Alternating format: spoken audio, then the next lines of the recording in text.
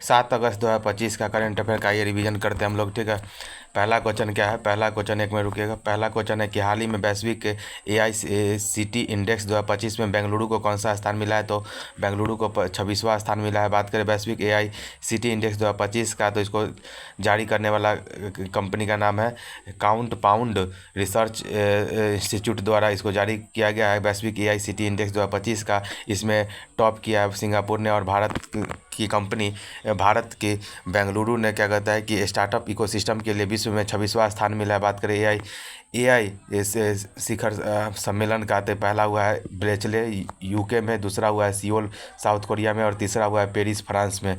ठीक है, तो ये हो गया। आगे बात करते हैं कि दूसरा क्वेश्चन देखते हैं। दूसरा क्वेश्चन है हाल ही में WHO ने किसे कैंसरकारी घोषित किया है? तो ये हो जाएगा हेपेटाइटिस डी का। बात करें WHO का, तो WHO ने हेपेटाइटिस डी जो कि को कैंसरकारी कार्सिनोजेन लीवर कैंसर को घोषित किया है। इसका कोई वैक्सीन नहीं है, लेकिन हेपेटाइटिस बी के वैक्सीन को ही लगाया जाता है। जिसको अगर हेपेटाइटिस डी हो जाए उसको हेपेटाइटिस बी का ही वैक्सीन लगाया जाता है। इसका रोकथाम तक के लिए तत्काल आवश्यकता है। इसके लिए WHO ने इसको हेपेटाइटिस डी को कैंसरकारी कार्सिनोजेन घोषित किया है। बात करें कि हेपेटाइटिस डी एक वायरल हेपेटाइटिस है, और जिसे जिसे पहले हेपेटाइटिस बी हो चुका है उसको क्या कहते हैं कि हेपेटाइटिस डी होता है। इसका प्रसार का मेन कारण क्या है? तो असुरक्षित इंजेक्शन, यौन संबंध और रक्त।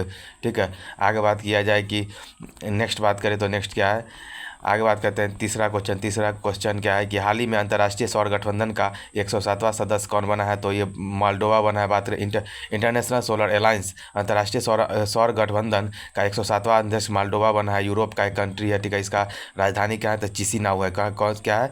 चिसिनाउ है, चिसिनाउ। ठीक है, मोल्डोवा एक लैंडलॉक कंट्री हो गया, और ये यूरोप में रोमानिया, बुल्गारिया और क्या होता है यूक्रेन के बीच में, रोमानिया, बुल्गारिया और यूक्रेन के बीच में मोल्डोवा है एक लैंडलॉक कंट्री। बात करें COP21 में COP21 जो 2015 में हुआ था, उसमें इंडिया और फ्रांस के बीच में इंटरनेशनल सोलर अलायंस हुआ था। इसका हेडक्वार्टर गुरुग्राम हरियाणा में है। ठीक है, आगे बात किया जाए तो चौथा क्वेश्चन देखते हैं। चौथा क्वेश्चन क्या है? तो चौथा क्वेश्चन है ध्रुव स्पेस पहला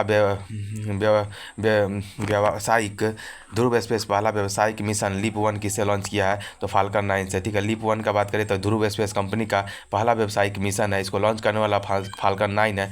स्पेसएक्स कंपनी का ये क्या कहते हैं कि यान है। और बात और लीप 1 में सहयोग कौन करने वाला है? तो ऑस्ट्रेलिया सहयोग करेगा, और ये लीप 1 पृथ्वी का अवलोकन करने वाला उपग्रह है। और बात की जाए कि ध्रुव स्पेस कंपनी का, तो ये बेंगलुरु में कंपनी है, और स्पेस स्टार्टअप बेंगलुरु में ही होता है। ठीक है, आगे बात किया जाए अगला क्वेश्चन का। ठीक है, पाँचवा क्वेश्चन का बात करें तो पाँचवा क्वेश्चन क्या है? पाँचवा क्वेश्चन है हाल ही में भारत इलेक्ट्रिक मोबिलिटी इंडेक्स किसने लॉन्च किया है? तो ये किया है नीति आयोग ने। बात करें Indian electric mobility index launch करने वाला नीति आयोग है। 4 अगस्त को क्या कहते हैं लॉन्च किया है। बात करें इसमें क्या है कि परिवहन के साधन को में इलेक्ट्रिक वाहन को बढ़ावा देना, जिससे कि जीवाश्म ईंधन का डिमांड घट सके, पोल्यूशन घट सके। इसमें 16 इंडिकेटर को शामिल किया गया है। इसका विषय है 200 अरब के अवसर, 200 अरब डॉलर के अवसर के लिए द्वार खोलना, भारत में ईवी को बढ़ावा देना। ठीक है, आगे बात किया जाए तो इसमें क्या है कि 0 से लेकर 100 तक का इसमें स्कोर होता है। अग्रणी राज्य 100 स्कोर किसको ने मिला है? अग्रणी राज्य में 65 से लेकर 99 के बीच में, 65 से लेकर 99 के बीच में। ठीक है, 3 सिटी है, एक दिल्ली हो जाएगा, महाराष्ट्र हो जाएगा और चंडीगढ़। दिल्ली, महाराष्ट्र, चंडीगढ़ को अग्रणी राज्य में रखा गया, जिसका स्कोर 65 से 99 है। जबकि 0 से 49 के बीच में अंक आकांक्षी है, जिसमें कि राजस्थान हो गया, उड़ीसा हो गया और यूपी हो जाएगा। बात करें नीति आयोग का, तो नीति आयोग का स्थापना 1 जनवरी 2015 को हुआ था। इस सहकारी संघवाद पर काम करता है, माने केंद्र और राज्य दोनों मिलकर नीति बनाएंगे। और इसका हेड प्रधानमंत्री होते हैं, और उपाध्यक्ष इसके सुमन बेरी हैं, और CEO कौन है? BVR सुब्रमण्यम है। और योजना आयोग के स्थान पर ये 1950 में योजना आयोग आया था। ठीक है, आगे बात करें नेक्स्ट क्वेश्चन का, तो नेक्स्ट क्वेश्चन क्या है?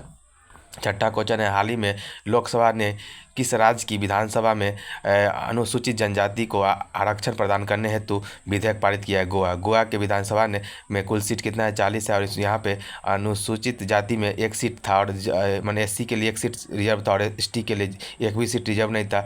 तो ये जनसंख्या 2011 के जनगणना 2011 के अनुसार था। लेकिन अभी हाल ही में 2011 जनगणना के आधार पर विधि मंत्री अर्जुन मेघवाल ने बिल पास किया, और उसको क्या कहते हैं लोकसभा में ने भी पास कर दिया 5 अगस्त को। ठीक है, लोकसभा से भी पास हो गया है। ठीक है, आगे बात किया जाए तो इसका बात किया जाए विधानसभा का, तो विधानसभा में SC ST की सीट का रिजर्वेशन अनुच्छेद 332 के तहत है, और SC ST के सीट का रिजर्वेशन 10 साल तक बढ़ाया गया 104वां संविधान संशोधन के द्वारा।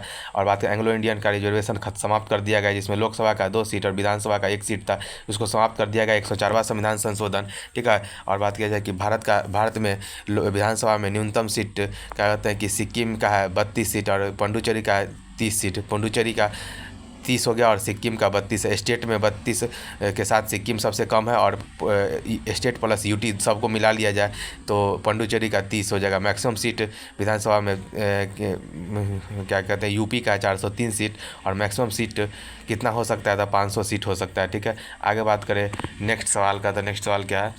7वां सवाल का बात करें तो केरल और तमिलनाडु में हाल ही में की गई संयुक्त गणना के अनुसार सर्वाधिक नीलगिरी तहर का संख्या कहाँ दर्ज किया गया है? तो यह किया गया है एराविकुलम राष्ट्रीय उद्यान में। बात करें नीलगिरी तहर का जनगणना किया गया है, जिसमें कि टोटल केरल और तमिलनाडु में किया गया है। ठीक है, इसमें टोटल नीलगिरी तहर का कितना संख्या था? 2668। ठीक है, 2668 था, जिसमें सर्वाधिक केरल में 1365। एराविकुलम नेशनल पार्क में, एराविकुलम नेशनल पार्क हाथी के लिए बहुत फेमस है। और बात किया जाए कि तमिलनाडु का, तो तमिलनाडु में 1303 नीलगिरी तहर है। ठीक है, और बात की इसके संरक्षण के लिए 2022 में नीलगिरी तहर परियोजना आया था।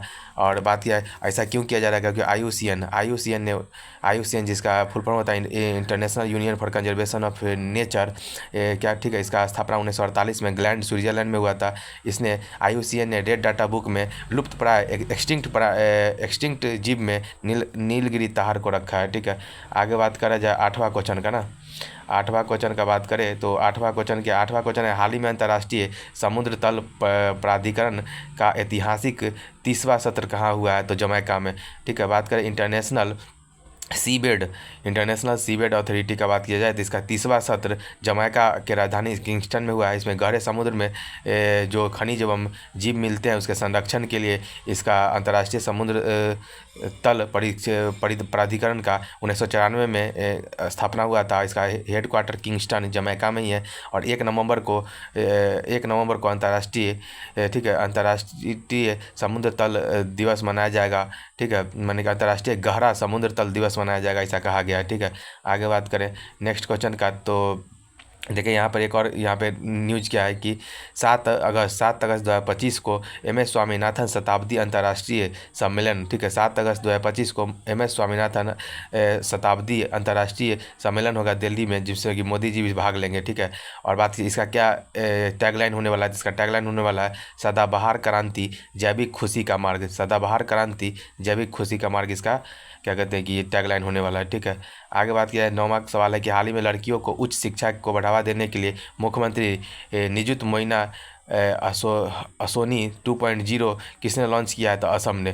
ठीक है, हाल ही में लड़कियों के लिए उच्च शिक्षा को बढ़ावा देने के लिए मुख्यमंत्री निजुत मोइना असोनी 2.0 किसने लॉन्च किया? तो असम ने क्या कहते हैं असम के गुवाहाटी में। ठीक है, असम के चीफ मिनिस्टर हिमंत बिस्वा शर्मा ने गुवाहाटी में मुख्यमंत्री निजुत मोइना असोनी 2.0 ठीक है लॉन्च किया है। इसका मेन उद्देश्य क्या है कि उच्च शिक्षा में लड़कियों का नामांकन बढ़े, और हाई स्कूल में प्रथम वर्ष में छात्रा अगर लेती है तो पहले 10 महीना में 10,000 रुपया दिया जाएगा, स्नातक स्तर पर 12,500 दिया जाएगा, और PG स्तर पे 25,000 दिया जाएगा। ठीक है, और आंध्र प्रदेश सरकार ने किसान को वित्तीय सहायता प्रदान करने के लिए 20,000 का सहायता राशि का घोषणा किया है। और किस स्कीम के तहत? तो अन्नदाता सुखी भव। ठीक है, अन्नदाता सुखी भव प्रधानमंत्री किसान योजना, अन्नदाता सुखी भव प्रधानमंत्री किसान कल्याण योजना के तहत, ठीक है।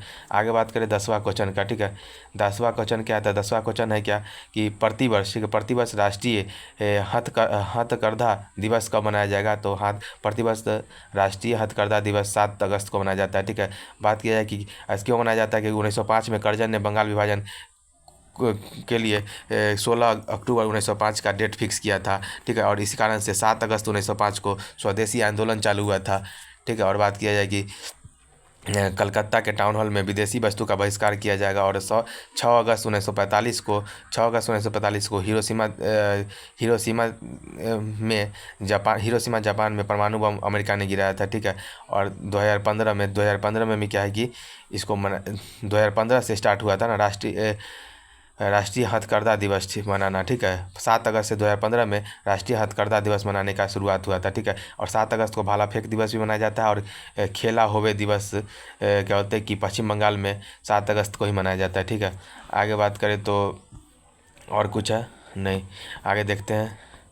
अगला 11वां क्वेश्चन है, प्रधानमंत्री ने कर्तव्य भवन का किया उद्घाटन। प्रधानमंत्री ने कर्तव्य भवन का किया उद्घाटन, ठीक है। आगे देखते हैं नेक्स्ट क्या है। ठीक है, इसी के साथ हमारा आज का ये 7 अगस्त 2025 का ये करंट अफेयर यहीं पे समाप्त होता है। मिलते हैं नेक्स्ट रैपिड रिवीजन सेशन में, तब तक बाय।